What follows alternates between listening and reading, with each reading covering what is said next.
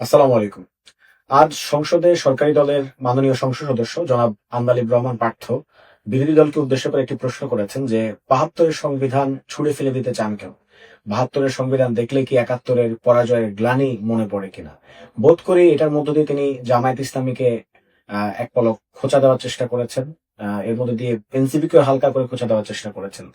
কিন্তু দেখা যাক আসলে কি ৭২-এর সংবিধানের ব্যাপারে আমাদের যে ক্রিটিক, আমাদের যে প্রশ্ন, এটা কি কেবলমাত্র বিরোধী দল থেকে অর্থাৎ জামায়াত, এনসিপি সহ অন্যান্য যারা ১১ দলীয় জোটের সদস্য আছে, কেবলমাত্র তারাই এই প্রশ্নগুলো কি করেছেন নাকি এর পূর্বে আরো অনেকেই করেছেন? আমরা দেখতে পাই বদরুদ্দীন উমর সাহেবের মতো একজন বামপন্থী বুদ্ধিজীবী চিন্তক, তিনি পর্যন্ত ৭২-এর সংবিধান নিয়ে বিস্তর তার ক্রিটিক আছে। এক সময় যারা জাসদ করেছেন, জাসদের যারা সদস্য ছিলেন, তারা পর্যন্ত ৭২-এর সংবিধান নিয়ে তাদের এই ধরনের ক্রিটিক আছে যে ৭২-এর সংবিধান গণবিরোধী অবস্থান নিয়েছিল। তো ফলে এই ক্রিটিকটা কেবলমাত্র এনসিপি জামায়াতের না, এবং এটার সাথে ৭২-এর সংবিধানের সাথে ৭১-এর মহান মুক্তিযুদ্ধের আদ্যতেই কোনো সম্পর্ক নাই। রাদার ৭১-এর মহান মুক্তিযুদ্ধের সাথে সবচেয়ে বড় বেইমানিটা করেছিল ৭২-এর সংবিধান। ৭১-এর মহান মুক্তিযুদ্ধে যেখানে মুক্তিযোদ্ধারা সাম্য, মানবিক মর্যাদা এবং সামাজিক সুবিচারের ভিত্তিতে বাংলাদেশ গড়ার প্রত্যয়ে তারা লড়াই সংগ্রামে অংশগ্রহণ করেছিল, সেখানে ৭২-এর সংবিধানে অন্তর্ভুক্ত করা হয়েছিল মুজিববাদের ৪ মূলনীতি: ধর্ম নিরপেক্ষতাবাদ, সমাজতন্ত্র, বাঙালি জাতীয়তাবাদ, গণতন্ত্র। এর মধ্য দিয়ে মুজিববাদের যে ৪ মূলনীতি, সেটা একটা রাষ্ট্রের সংবিধানের মূলনীতি আকারে ৭২-এর সংবিধানে অন্তর্ভুক্ত করা হয়েছিল। ফলে ৭২-এর সংবিধানই বরং ৭১-এর মহান মুক্তিযুদ্ধের সাথে প্রথম বিশ্বাসঘাতকতা করেছিল, বেইমানি করেছিল, মুনাফেকি করেছিল। এবং এই ৭২-এর সংবিধানকে ছুঁড়ে ফেলে দিয়েছেন আক্ষরিক অর্থে, প্র্যাকটিক্যালি যদি আমি বলি, ছুঁড়ে ফেলে দিয়েছিলেন বরং প্রথমেই শহীদ রাষ্ট্রপতি জিয়াউর রহমান। ৭২-এর সংবিধানের মূলনীতিকে প্রথম পরিবর্তন করেছিলেন শহীদ রাষ্ট্রপতি জিয়াউর রহমান। তিনি বাঙালি জাতীয়তাবাদের পরিবর্তে সেখানে বাংলাদেশী জাতীয়তাবাদের কথা লিখেছিলেন, আল্লাহর প্রতি পূর্ণাঙ্গ আস্থা এবং বিশ্বাসের কথা এনেছিলেন। ফলে ৭২-এর সংবিধানের যে সাংবিধানিক কাঠামোর, মৌলিক কাঠামোর অন্তর্গত যে মূলনীতিগুলো আছে, সেগুলোর বিরুদ্ধে প্রথম রুখে দাঁড়িয়েছিলেন, সেগুলোর বিরুদ্ধে প্রথম কলম ধরেছিলেন, সেগুলোর বিরুদ্ধে প্রথম আইনি পদক্ষেপ নিয়েছিলেন শহীদ রাষ্ট্রপতি জিয়াউর রহমান। এবং এর পরবর্তীতে আমরা জানি যে বেগম জিয়া, তিনি তার বক্তব্যে একদিন বলেছিলেন যে জনগণের সরকার প্রতিষ্ঠিত হলে, জনগণের সরকার ক্ষমতা এলে এই সংবিধানকে ছুঁড়ে ফেলে দেওয়া। এখন অনেকেই প্রশ্ন তুলছেন যে এর মধ্য দিয়ে বেগম জিয়া মূলত বোঝাতে চেয়েছিলেন যে হাসিনা সরকারের যে সংবিধানের সংশোধনী, যার মধ্য দিয়ে তত্ত্বাবধায়ক সরকার ব্যবস্থাকে বাতিল করা হয়েছিল, যে বেগম জিয়া মূলত সেই সংশোধনীটাকে বাতিল করতে চেয়েছিলেন, সেই সংশোধনীটাকে ছুঁড়ে ফেলে দিতে চেয়েছিলেন। আদতে তারা আমাদের কথাটাই বলছেন। কেন? কারণ আমাদের আমাদের সংবিধানের মধ্যে যে কেয়ারটেকার ব্যবস্থার কথা বলা আছে, আমাদের সংবিধানের মধ্যে যেগুলোর কথা অন্তর্ভুক্ত করা হয়েছে, কেয়ারটেকার ব্যবস্থার কথা, তত্ত্বাবধায়ক সরকার ব্যবস্থার কথা, সেটি কিন্তু ৯০-এর গণ অভ্যুত্থানের ফসল। ৭২-এর মূল সংবিধানের মধ্যে কেয়ারটেকার গভর্নমেন্টের বা তত্ত্বাবধায়ক সরকারের কোন রূপরেখা কিন্তু নাই। ৯০-এর গণ অভ্যুত্থানের ফসল হিসেবে আমরা কিন্তু এই কেয়ারটেকার গভর্নমেন্টকে, অর্থাৎ তত্ত্বাবধায়ক সরকারকে আমরা কিন্তু সংবিধানে অন্তর্ভুক্ত করতে পেরেছিলাম। ফলে হাসিনা সরকার যখন আসলো, তারা তত্ত্বাবধায়ক সরকার ব্যবস্থাকে, কেয়ারটেকার গভর্নমেন্টটাকে সংবিধানের মৌলিক কাঠামোর পরিপন্থী, মৌলিক কাঠামোর সাথে সাংঘর্ষিক এইটা বলে সংশোধনীর মাধ্যমে তারা কিন্তু এই কেয়ারটেকার গভর্নমেন্টটাকে সরিয়ে দিয়েছিল। অর্থাৎ তারা ৭২-এর যে মুজিববাদী সংবিধান, আদি ও আসল সংবিধান, সেখানে ফেরত গিয়েছিল। ফলে ম্যাডাম তথা বেগম জিয়া যখন বলেন যে এই সংশোধনী সহ যে সংবিধানটা, যেটাকে তিনি আওয়ামী লীগের ইশতেহার বলেছিলেন, সেটাকে ছুড়ে ফেলে দেওয়ার কথা বলেন, তখন তিনি মূলত ওই ৭২-এর যে আদি ও আসল সংবিধান, সেটাকেই ছুড়ে ফেলে দেওয়ার কথা বলেছিলেন। ফলে আজকে আমরা দেখলাম আন্দালিব রহমান পার্থ সাহেবের এই কথা বলার পরে, এই খোঁচা মারার পরে ট্রেজারি বেঞ্চে যারা উপস্থিত ছিলেন সবাই খুবই টেবিল চাপড়ে তাকে, তার প্রশংসায় পঞ্চমুখ হয়ে গিয়েছিলেন। মূলত আন্দালিব রহমান পার্থ এই কথার সাথে সহমত জ্ঞাপন করে তারা কি ম্যাডামকে অপমান করলেন কিনা বা শহীদ রাষ্ট্রপতি জিয়াউর রহমানকে অপমান করলেন কিনা, এই বিষয়ে আমাদের অলরেডি হাসনাত আব্দুল্লাহ সাহেব এই বিষয়ে প্রশ্ন উত্থাপন করেছেন। এইটাও আমি সরকার দলের অ্যাক্টিভিস্টদেরকে ভেবে দেখার জন্য বলবো। দ্বিতীয় আরেকটি প্রশ্ন তিনি উত্থাপন করেছেন বা বলার চেষ্টা করেছেন, মকারি করে হোক বা হাস্যরসাত্মক ভাবে, যে সংবিধান সংস্কার পরিষদ কি। উনি ভুলেও যাচ্ছিলেন সংবিধান সংস্কার পরিষদ সম্পর্কে তিনি খুব একটা জ্ঞাত নন। তো এই সংবিধান সংস্কার পরিষদকে, এটা যদি আন্দালিব রহমান পার্থ সাহেব যদি তিনি একটু জাস্ট পেছনে ফিরে তাকাতেন, তাহলে তার পেছনে কিন্তু তার দলের, সরকার দলের প্রতিমন্ত্রী জোনায়েদ সাকি, তিনি কিন্তু উপবিষ্ট ছিলেন।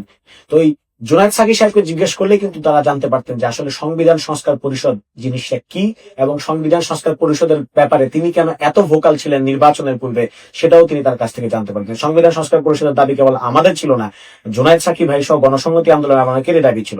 ফলে এটাকে আন্ডারমাইন করা, এটাকে ডাউনগ্রেড করার যে চেষ্টা, এটা অত্যন্ত নিন্দাজনক। এবং আমি মনে করি যে এটা তাদের নিজেদের মধ্যে যে কোনো ধরনের সামঞ্জস্যতা নাই, সরকারি দলের যারা নেতারা আছে তাদের মাঝে সামঞ্জস্যহীন একটা অবস্থা আছে, সেটাকেই ফুটিয়ে তোলে। তিনি আরো ছাত্র নেতাদের উদ্দেশ্যে তিনি আরো বলতে চেয়েছেন যে আপনারা কেন তাহলে রেভলিউশনারি গভর্নমেন্ট গঠন করলেন না, সংবিধানকে কেন তখন 5 অগাস্ট থেকে 8 অগাস্ট সময়ের মধ্যে আপনারা ছুড়ে ফেলে দিলেন না।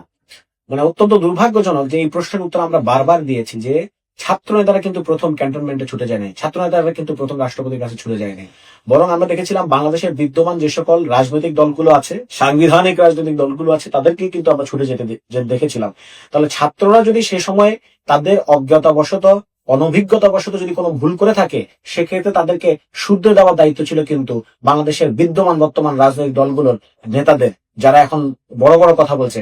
আমরা কিন্তু সেদিন তাদেরকে ওই সংবিধান নিয়ে কোনো কথা বলতে দেখি নাই, বরং আমরা তাদেরকে দেখেছি সবার আগে প্রথমে তারা ক্যান্টনমেন্টে ছুটে গিয়েছিলেন এবং সেখানে তারা যারা আন্দোলনের রিয়েল সমন্বয়ক ছিলেন তাদের সাথে কিন্তু যোগাযোগ করেন নাই। কিছু ভুয়া সমন্বয়ক নিয়েও কিন্তু আমরা কিছু লোকজনকে রাষ্ট্রপতির সাথে দেখা করতে আমরা যেতে দেখেছিলাম। তো ফলে এই দোষটা, এই দায়টা কেবলমাত্র ছাত্র নেতাদের দিলে হবে না, বরং আমরা ছাত্র নেতাদের তুলনায় যারা বয়োজ্যেষ্ঠ নেতারা ছিলেন, যারা সংবিধান নিয়ে এত বেশি বুঝতেন, যারা রাষ্ট্র নিয়ে এত বেশি বুঝতেন, তাদের বরং দায় বেশি, কারণ তারা ওই সময় ছাত্রদেরকে গাইড করতে পারেননি। সর্বশেষ তিনি যদি আরেকটা প্রশ্ন উত্থাপন করেছেন যে গণভোট নিয়ে প্রশ্ন উত্থাপন করেছেন, যে গণভোটের 4টি প্রশ্ন কেন, এটার জবাবও আমরা বারবার দিয়েছি। দেখেন 1977 সালের যে গণভোটটা হয়েছিল সেখানে প্রশ্ন ছিল যে আপনি কি রাষ্ট্রপতি জিয়াউর রহমান সাহেবের অনুসৃত নীতি এবং তার কর্মপন্থার প্রতি আস্থা রাখেন কিনা, যে আস্থা ভোটটা হয়েছিল।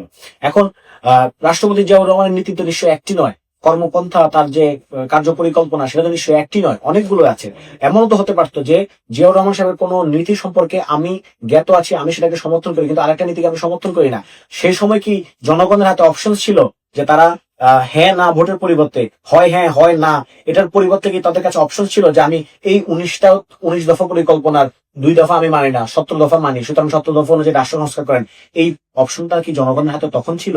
কিংবা আমরা যদি আরো আন্তর্জাতিক পরিসরে দেখি, ব্রেক্সিটের কথা যদি আমরা বলি, ব্রেক্সিট গণভোটের কথা, তখন জনগণের হাতে, ইংল্যান্ডের জনগণের হাতে শুধুমাত্র অপশন 2টা, হয় তুমি ইংল্যান্ডে থাকো, নয়তো তুমি হয় তুমি ইউরোপীয় ইউনিয়নে থাকো, নয় তুমি ইউরোপীয় ইউনিয়নে থাকো না। কিন্তু তাদের হাতে, তাদের তো এমন অনেকেই ছিল যারা ইকোনমিক কোঅপারেশন চেয়েছিল, কিন্তু তারা হয়তো তাদের যে প্রতিরক্ষা সংক্রান্ত যে কোঅপারেশন সেটা হয়তো তারা চায় নাই, কিন্তু তাদের হাতে তো আলাদা আলাদা কোনো ব্যালট ছিল না, আলাদা আলাদা কোনো অপশন ছিল না, তারা হ্যাঁ বা নাতেই উত্তর দিতে হয়েছিল।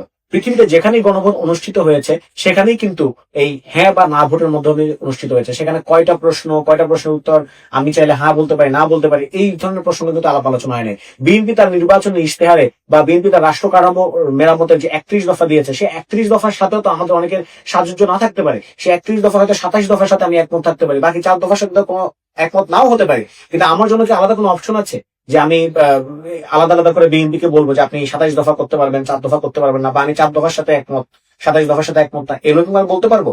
ফলে গণভোটের প্রকরণটা, গণভোটের নিয়মটা, গণভোটের প্রকারটা, নেচারটাই হচ্ছে এরকম। আমি জানি না কেন তিনি এই জিনিসটা বুঝতে পারেন নাই। এখন তারপরও গণভোট প্রসঙ্গে তো আমরা দেখলাম বর্তমান প্রধানমন্ত্রী জনাব তারেক রহমান তিনি নিজে বলেছেন যে আপনারা দয়া করে গণভোটে হ্যাঁ দিবেন, জনগণের উদ্দেশ্যে তিনি বলেছেন দয়া করে গণভোটে হ্যাঁ দিবেন। তো আন্দালিব রহমান পার্থ সাহেব যে আজকে প্রশ্ন তুললেন যে 4টা প্রশ্নের মধ্যে তো কোনো প্রশ্নে আমার নাও হতে পারে, তাহলে 3টাতে হ্যাঁ বাকি একটাতে না দেওয়ার অপশন তো ছিল না।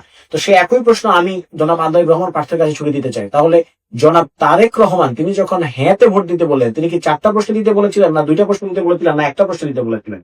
তো এই ধরনের আলাপ আলোচনা, ডিসকাশন এখন করার কোনো সময় নাই, কারণ গণভোট অনুষ্ঠিত হয়ে গিয়েছে, জনগণ তাদের গণরায় তাকে দিয়ে দিয়েছে, এখন গণরায়কে সম্মান করার পালা। আপনি গণভোটকে প্রশ্ন নিয়ে যদি গণভোটের প্রশ্নকে যদি প্রশ্নবিদ্ধ করতে চান, সেটা নির্বাচনের আগে করতেন। আপনি গণভোট অধ্যাদেশ নিয়ে যদি কোনো কোয়েশ্চেন করতে চান, সেটা নির্বাচনের আগে করতেন। জুলাই সনদ নিয়ে যদি আপনার কোনো প্রশ্ন থাকে, সেটা আপনি নির্বাচনের আগে করতেন। এখন কেন আপনি এগুলো নিয়ে নতুন করে বিভিন্ন ফন্দি ফিকির, বিভিন্ন যুক্তি, সাংবিধানিকতা, অসাংবিধানিকতা এগুলো বের করার চেষ্টা করছেন? এটার মধ্যে দিয়ে কিন্তু জনগণের কাছে আপনাদের ব্যাপারে কোনো পজিটিভ বা ইতিবাচক বার্তা যাচ্ছে না, বরং নেতিবাচক বার্তাই যাচ্ছে। আসুন জনগণের গণরায়কে মেনে নিন, গণভোটের রায়কে মেনে নিন, জুলাই সনদটাকে বাস্তবায়ন করুন।